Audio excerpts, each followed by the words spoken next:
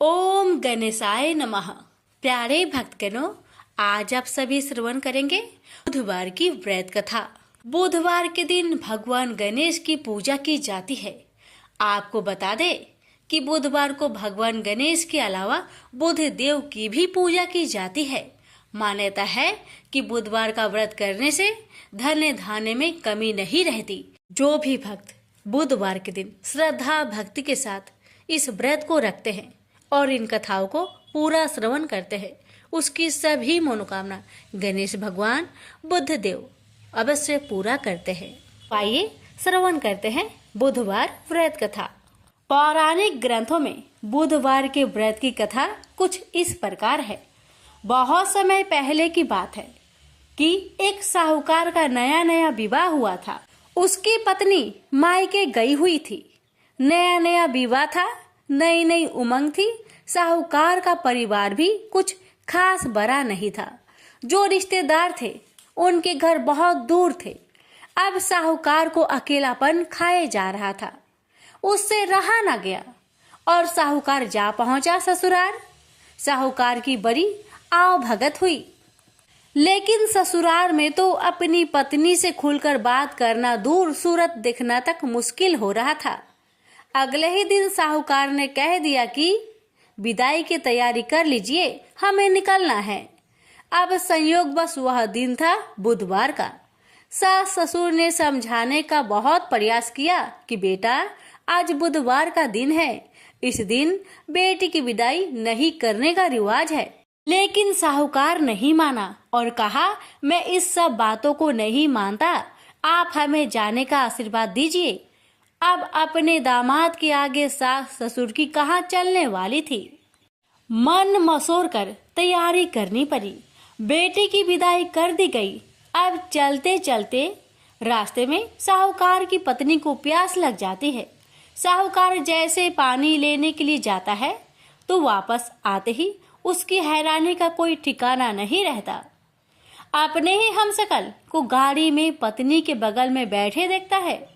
उसकी पत्नी भी एक शकल के दो दो व्यक्तियों को देखकर परेशानी में पड़ गई कि उसका पति कौन सा है। जैसे ही साहूकार ने पत्नी के पास बैठा व्यक्ति से पूछा कि वह कौन है, तो वह पलटकर जवाब दिया कि भैया, मैं तो फला नगर का साहूकार हूँ और फला नगर से अपनी पत्नी को ले जा रहा हूँ। तुम बताओ, तुम कौन हो जो मेरा भेष धरकर यहाँ तक कबाब में हड्डी बनने के लिए आ धमके हो। ऐसे बहसबाजी करते करते दोनों में झगड़ा बढ़ गया। झगड़े को देखते हुए राज्य के सिपाही वहां आ पहुंचे और साहूकार को पकड़ लिया। अब सिपाही भी चक्कर में कि दोनों की शक्ल एक समान है। उन्होंने साहूकार की पत्नी से पूछा कि उसका पति इनमें से कौन सा है। वह बेचारी क्या जवाब देती। तब साहूकार ने हाथ जोड़ लिए और भगवान से विनती करने लगा कि हे भगवान, यह आपकी क्या माया है।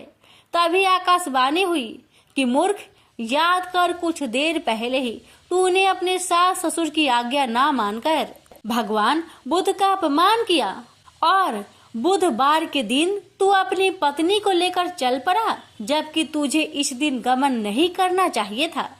यह स्वयं बुध देव है जो तुम्हें सबक सिखाने के लिए तुम्हारे भेष में है। तब साहूकार ने कान पकड़कर माफी मांगी और आगे से कभी भी ऐसा न करने का वचन किया और बुधवार को नियम पूर्वक व्रत पालन करने का संकल्प किया।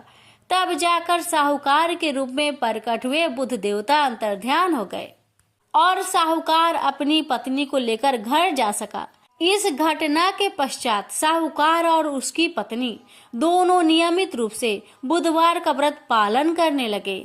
मान्यता है कि जो भी व्यक्ति इस कथा को कहता है या सुनता है या फिर पढ़ता है, उसे बुधवार के दिन यात्रा करने से किसी तरह का दोष नहीं लगता और समस्त सुखों की प्राप्ति होती है।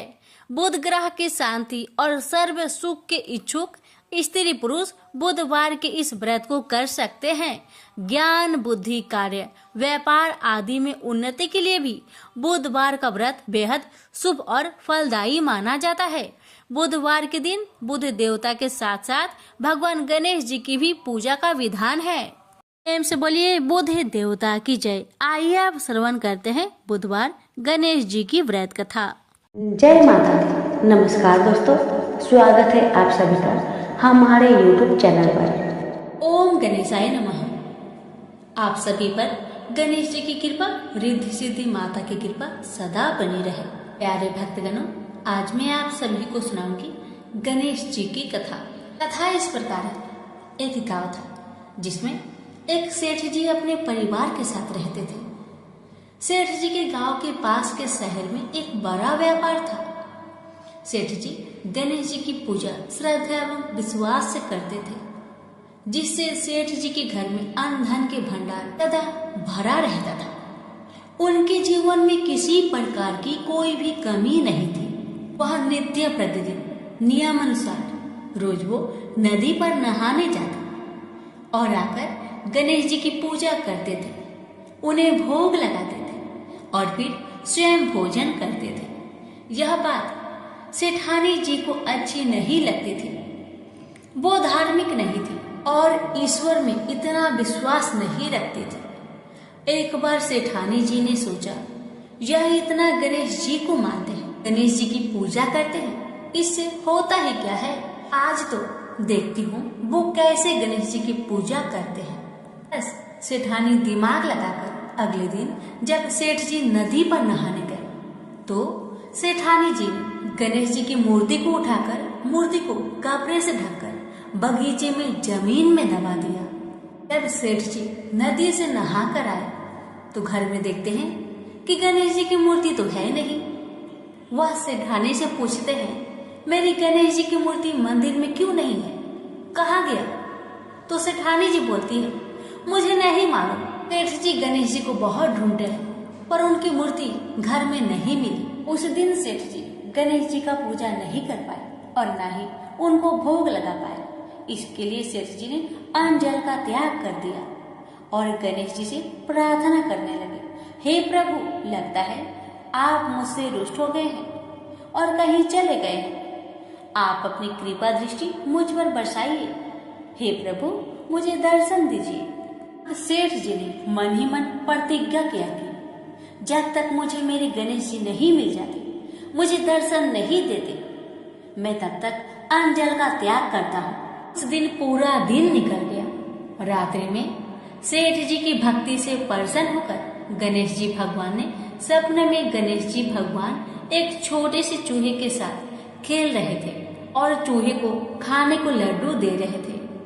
चूहा लड्डू लेकर बगीचे में जाता है और जमीन को खोदता है और लड्डू वहीं डाल देता है। अचानक सेठ जी की नींद खुल जाती है। सेठ जी बगीचे में जाते हैं और वहीं खोदने लगते हैं जहाँ पर उन्होंने चूहे को सपने में लड्डू दबाते हुए देखा था। ठीक वहीं पर खोदते हैं।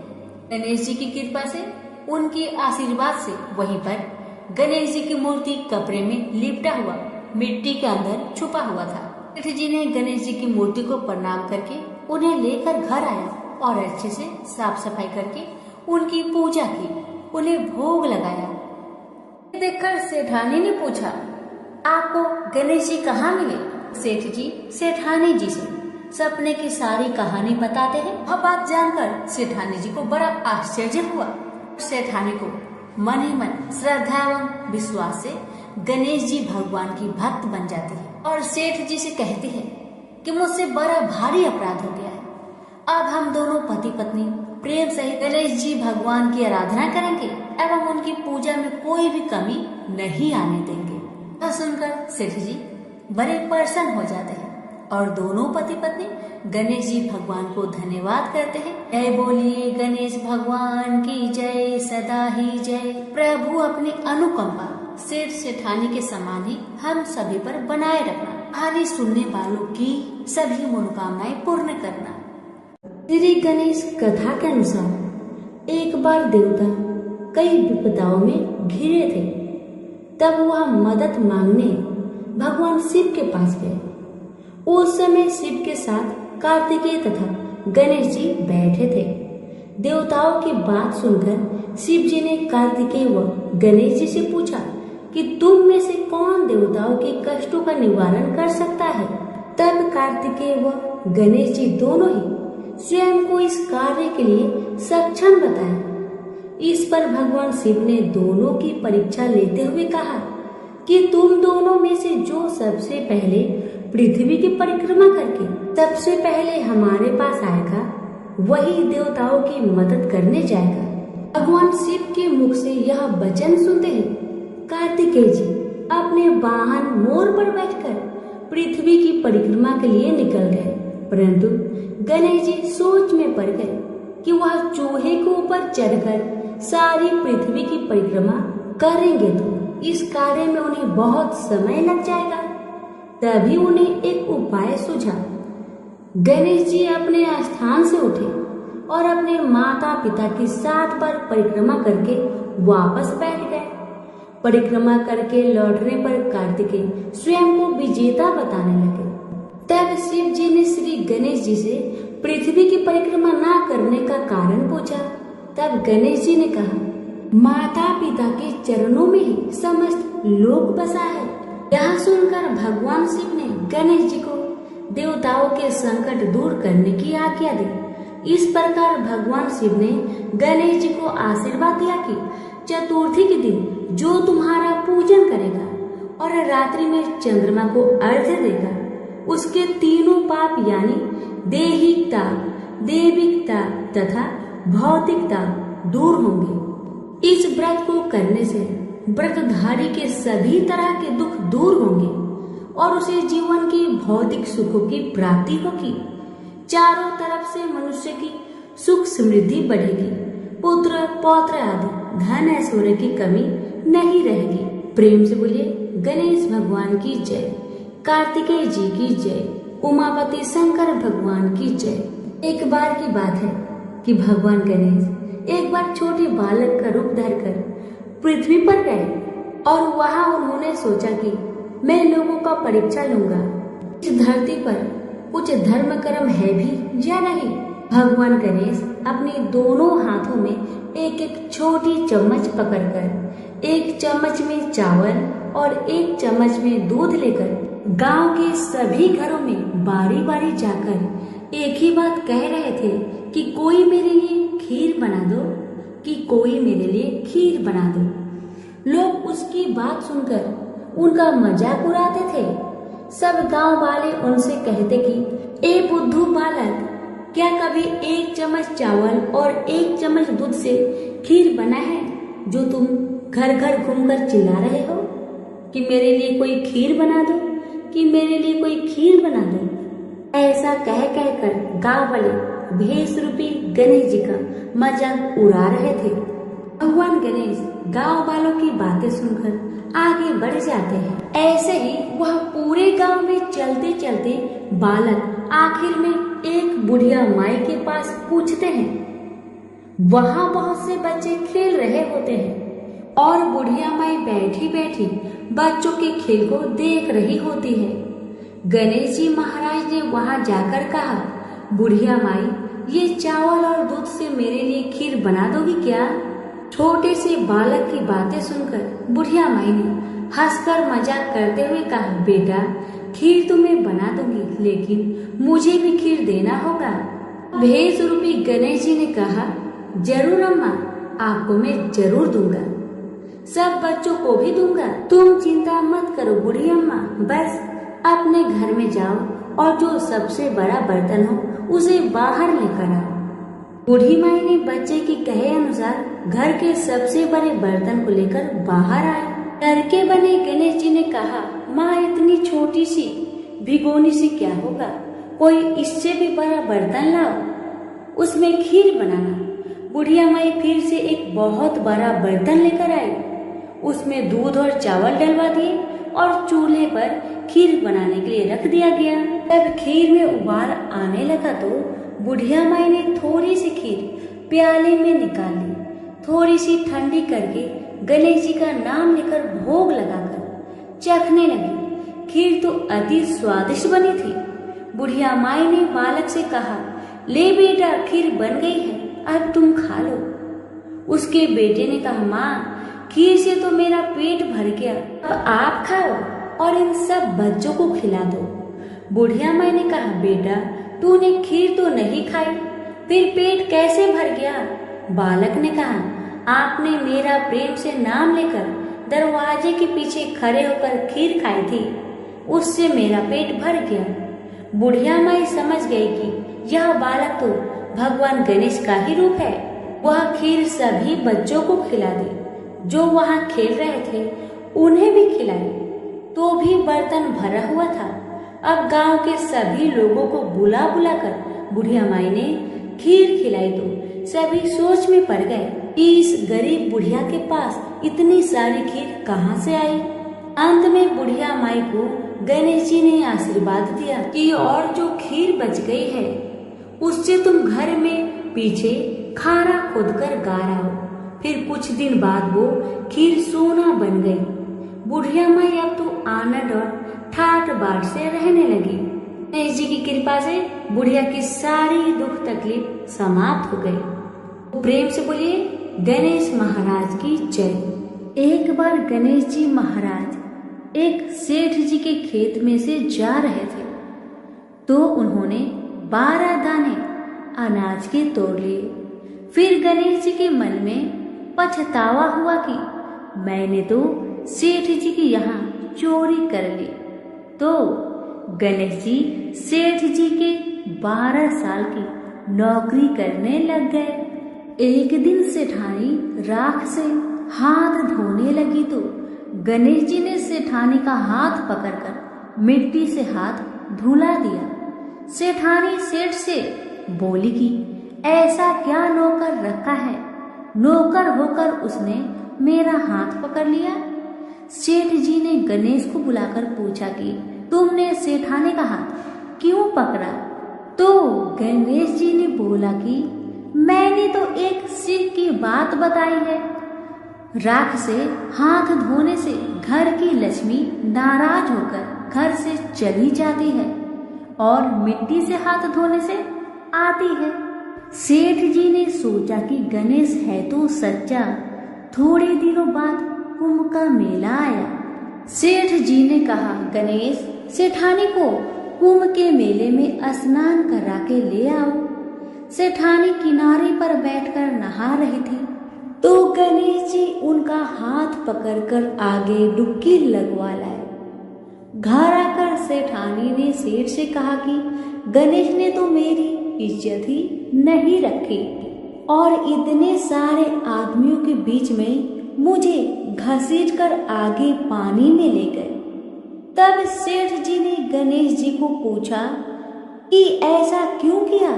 तो गणेश जी ने कहा कि सेठानी किनारे बैठकर गंदे पानी से नहा रही थी तो मैं आगे अच्छे पानी में डुबकी लगवा कर ले आया। इससे अगले जन्म में बहुत बड़े राजा और राजपाट मिलेगा। सेठ जी ने सोचा कि गणेश है तो सच्चा। एक दिन घर में पूजा पाठ हो रही थी, हवन हो रहा था। सेठ जी ने गणेश को कहा कि जाओ सेठानी को बुलाकर ले आओ। गणेश जी सेठानी को बुलाने गया तो सेठानी काली चुनरी ओढ़कर चलने लगी तो गणेश जी ने काली चुनरी फाड़ दी और कहा कि लाल चुनरी ओढ़ के चलो। सेठानी नाराज होकर सो गई। सेठ जी ने आकर पूछा, क्या बात है?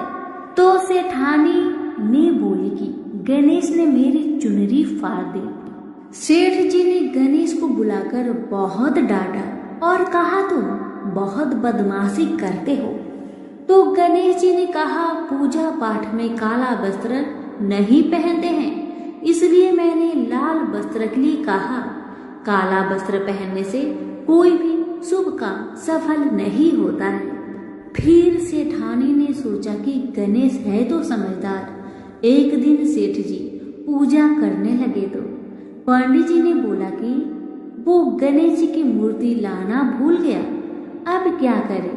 तो गणेश जी ने बोला कि मेरी कोई मूर्ति बनाकर विराजमान कर लो, आपके सारे काम सफल हो जाएंगे। यह बात सुनकर सेठ जी को भी बहुत गुस्सा आया और वो बोले कि तुम तो अब तक सेठानी से ही मजाक करते थे, मेरे से भी करने लग गए।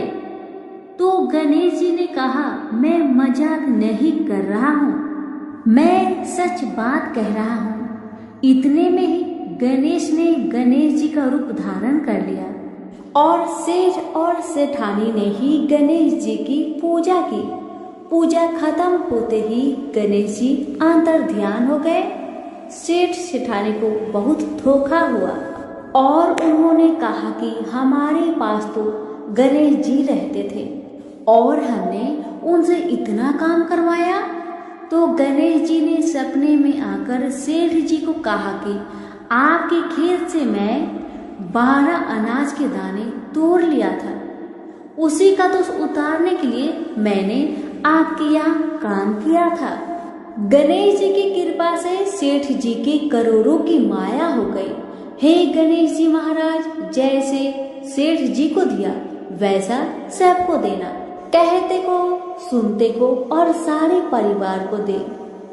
प्रेम से बोलिए जय श्री गणेश। समय की बात है कि विष्णु भगवान का विवाह लक्ष्मी जी के साथ निश्चित हो गया। विवाह की तैयारी होने लगी। सभी देवताओं को निमंत्रण भेजे गए, परंतु गणेश जी को निमंत्रण नहीं दिया गया। कारण जो भी रहा हो, अब भगवान विष्णु की बारात जाने का समय आ गया। सभी देवता अपनी पत्नियों के साथ विवाह समारोह में आए। उन सब ने देखा कि गणेश जी कहीं दिखाई नहीं दे रहे हैं। तब वे आपस में चर्चा करने लगे कि क्या गणेश जी को नहीं न्योता गया है या स्वयं गणेश जी नहीं आए हैं। सभी को इस बात पर आश्चर्य होने लगा। तभी सबने विचार किया कि विष्णु भगवान से ही इसका कारण पूछा जाए। विष्णु भगवान से पूछने पर उन्होंने कहा कि हमने गणेश जी के पिता भोलेनाथ महादेव को न्योता भेजा है। यदि गणेश जी अपने पिता के साथ आना चाहते हैं तो आ जाए, अलग से न्योता देने की कोई आवश्यकता भी नहीं है। दूसरी बात यह है कि उनको 1.25 मन मूंग, 1.25 मन चावल, 1.25 मन घी और 1.25 मन लड्डू का भोजन दिन भर में चाहिए।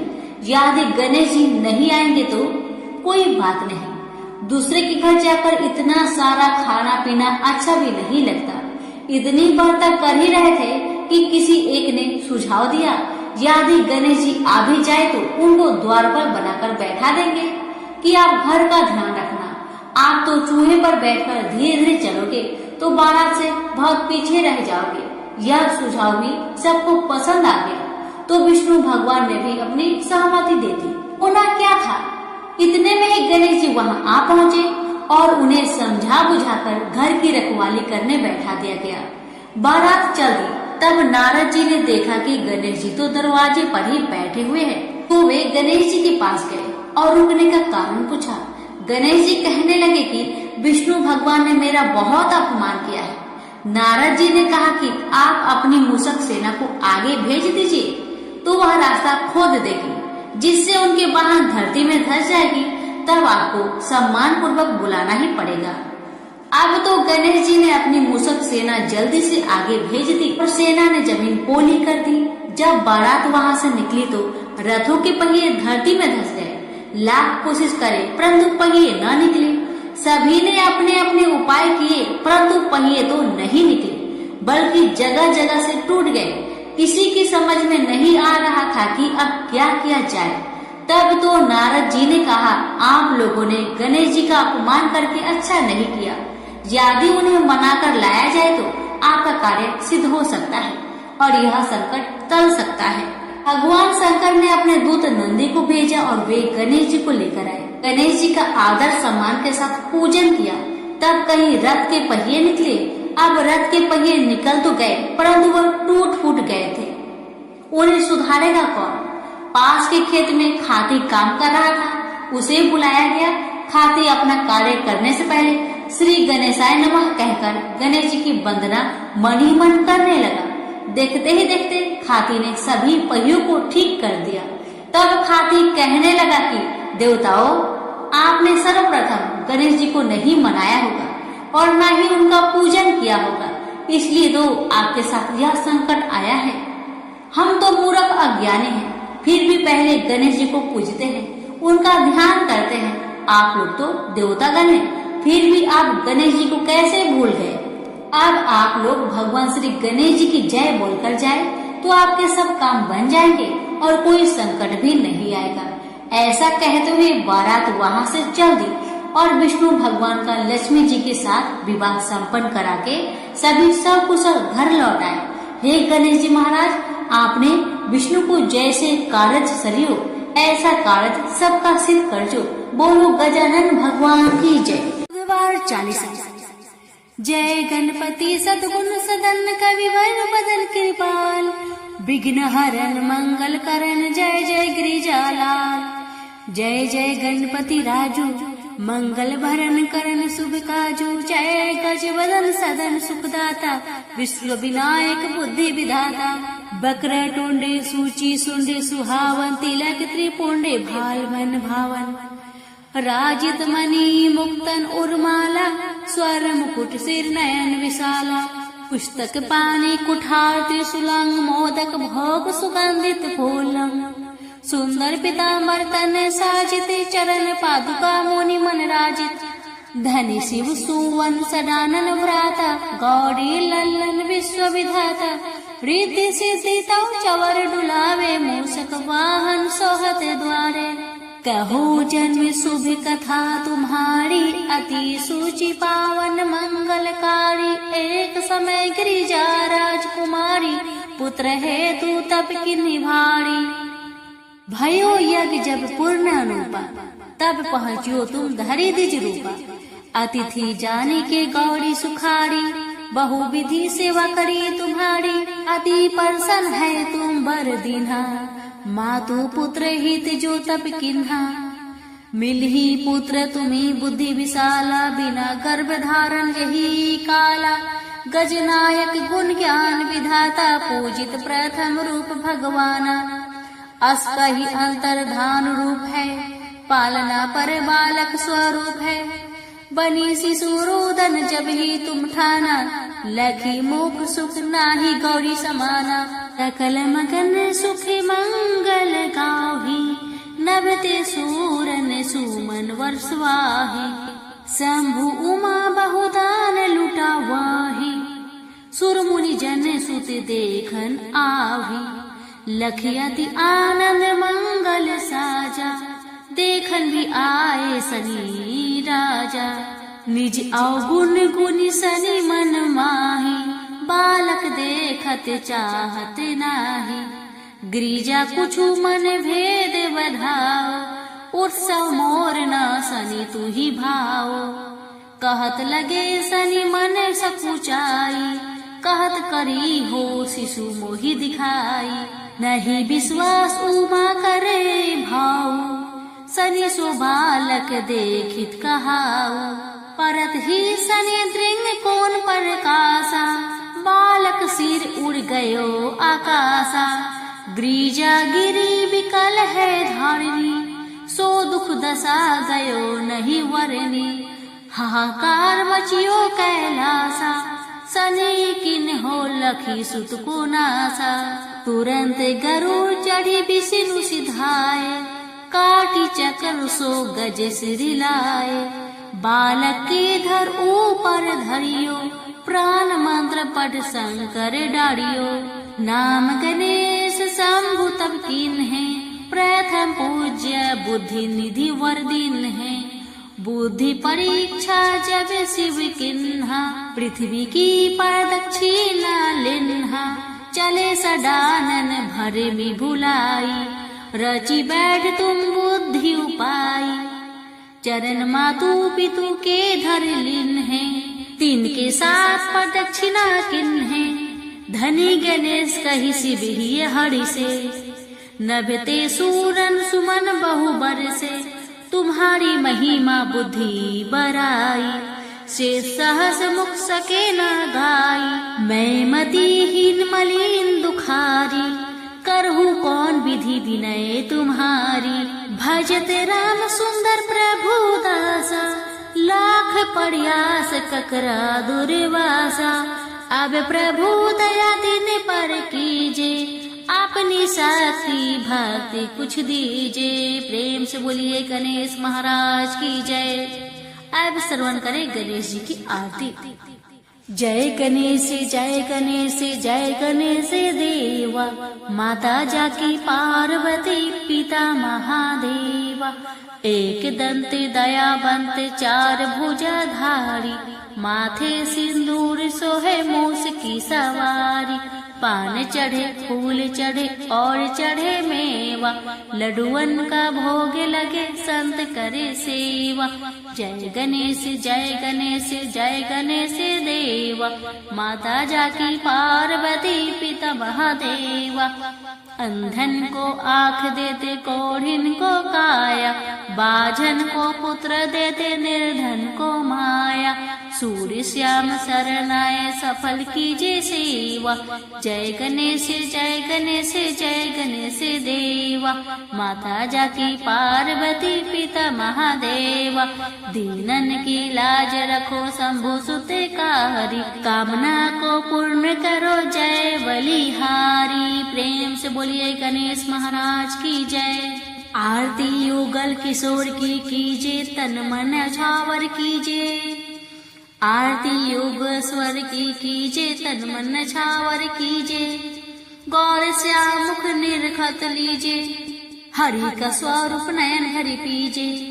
रवि शशि कोटि बदन की शोभा, ताही निरखी मेरे मन लोभा। ओढ़े नीले पीठ पटे साड़ी, कुंज बिहारी गिरिवर धारी। फलन की सेज फुलन की माला, रत्न सिंहासन बैठे नंदलाला। मोर मुकुट करे मुरली सोहे, नटवर कला देखी मन मोहे। कंजन धार कपूर की बाती, हरियाय निर्मल भई छाती। श्री पुरुषोत्तम गिरिवर धारी, आरती करे सकल ब्रज नारी। नंद नंदन ब्रिज भानु किशोरी, परमानंद स्वामी अभी चल जोरी। प्रेम से बोलिए बुद्ध देव की जय।